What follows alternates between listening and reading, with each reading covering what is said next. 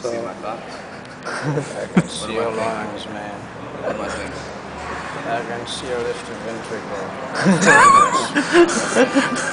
So you can see how you keep that up, and then the finishing one would be a Middle? larger one. So finishing one is in the middle? Yeah, and that's how it is. And it puts just enough pressure on to stop Take it. a picture of it. We're recording it. Okay? Recording is much better. So that's a head injury and then a bleed. Okay? I want to show you another one. Can I use your arm? You can have a seat. You're off the hot seat. Come on up here. No, you gotta leave it on. No, leave it on. That's a gift from me to you. Thanks. You have to sign it after class. Let's say you get a stab wound or like a gunshot wound. We'd put 4x4s there. We'd put 4x4s there. And then would come across with the 2-inch, kind of stabilize it, and set it to bleed through. I can add more 4x4s, or I can hold the dressing and then come away and make it snug. And I'd hold the dressing, come away and make it snug. So he can start feeling that I'm putting a little pressure on it. Okay? If it leaks through, steel leaks through, I can add more pads.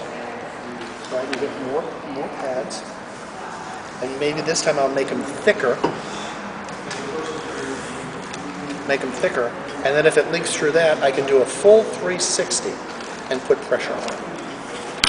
I'll do a full 360 and put pressure on it. So you can see that his veins are filling up, so he's feeling the pressure. So with a gunshot wound, this will stop the bleeding from like a gunshot wound. Then I might go over it one more time, and then I can put this up in his chest, go around his neck, come back around and put him in a sling. Or I can have the opportunity to cut this off and put a piece of tape across there, or I could have the opportunity to wrap it up a couple of more times and then throw this out like that, come underneath, yep, and then make a tie there.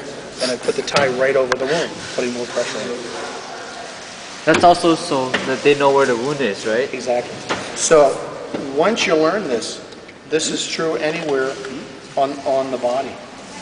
Okay? Anywhere in the body. Okay? Yes. Now you explain. So that was a pressure bandage. All EMTs know how to put on a pressure bandage to stop it.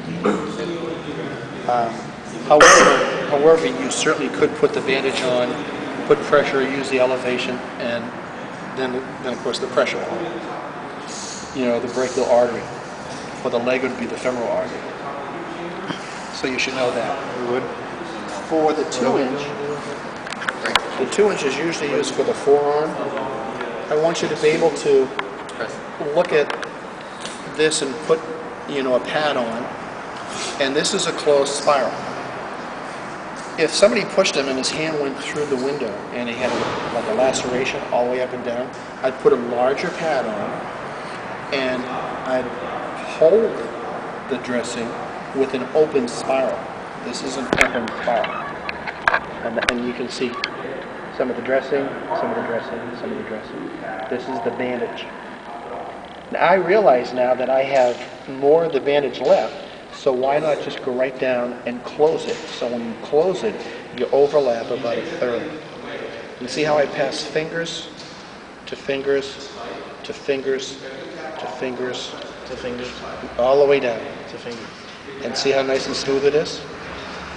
And then I can take a piece of tape and tape the end. So I want you to do that one. What if you don't have enough to cover the whole thing? Would you just leave it open like that? If you didn't have enough, Just leave it like this right here? you just leave it like, you put a piece of tape there. Okay. Because then it'll hold.